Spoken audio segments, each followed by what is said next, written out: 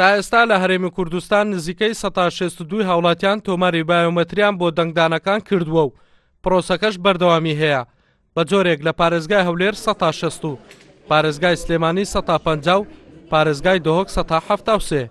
ئەو ڕێژەیە کە تۆمار کراوە لەسەر ئاستی پارێزگاکانی هەرێمی کوردستان توانین بڵین نزیکەی گەیشتوێنێتە 161 تا 62 لە دەنگدەرانی هەرێمی کوردستان ئەگەر بە دەنگدانی گشتی و تایبەتەوە ئەژمێری کەین و وەک ژمارە نزیکەی ئەتوانین بڵین 1,750,000 زیاتر دەنگدەر تۆمار کراوە تا ئێستا. پرۆسەکە بەردەوامە بنکەکانی ئێمە بەردەوامن لە تۆمارکردنی دەنگدەران لەسەر ئاستی هەموو پارێزگاکانی هەرێمی کوردستان. لە کۆی ئەو ژمارەی کە تۆماری بایۆمەتریان کردووە نزیکەی 1,100,000 کارتی بایۆمەتری هاتۆتەوە و زیاتر لە 300,000ش دابەشکراوە و هاوڵاتیان وەریان گرتوتەوە.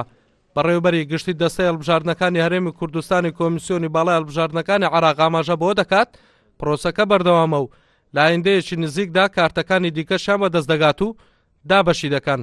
ژمارەی بنکەکان بە شێوەیەکی گشتی لەسەر ئاستی هەرێم 173 بنکەی تۆمارکردنمان هەیە، 79 بنکە لە سلێمانی، 53 بنکە لە هەولێر و 41 بنکەشمان هەیە لە پارێزگای دۆک.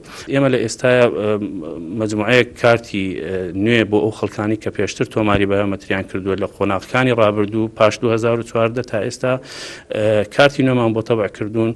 قۆناغی یەکەم وەجبەی یەکەم لە کارتەکان گەڕاونەتەوە نزیکەی 1,100,000 کارتی دەنگدانی نوێ ئێستا لە ئێستاە دابش کراوەتە سەر بنکەکانی ئێمە لە هەمان ئەو 173 بنکەی کە باسمان کرد دابەشەکرێ بۆ سەر هاوڵاتیان واتە بنکەکان لە ئێستاە لەسەر ئاستی پارێزگەکانی هەرێم دوو کار ئەکەن، تۆماری بایۆمەتری بۆ هاوڵاتیان لە هەمان کاتا دابشکردنی کارتی نوێ بۆ هاوڵاتیان.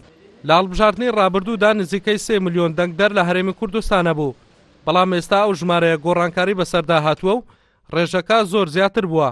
بۆیە ئێستاوەی کۆمیسیۆن زۆر تاکیدی لێ دەکاتەوە چوونی هاوڵاتیانە بۆ ناوەندەکانی تۆماری بایۆمەتری بۆ تۆمارکردنی ناوەکانیان تاوەکو ببنە خاوەنی کارتی دەنگدانی تایبەت بە خۆیان. هەڵگورد ئەحمەد، کورسات نیوز، هەولێر.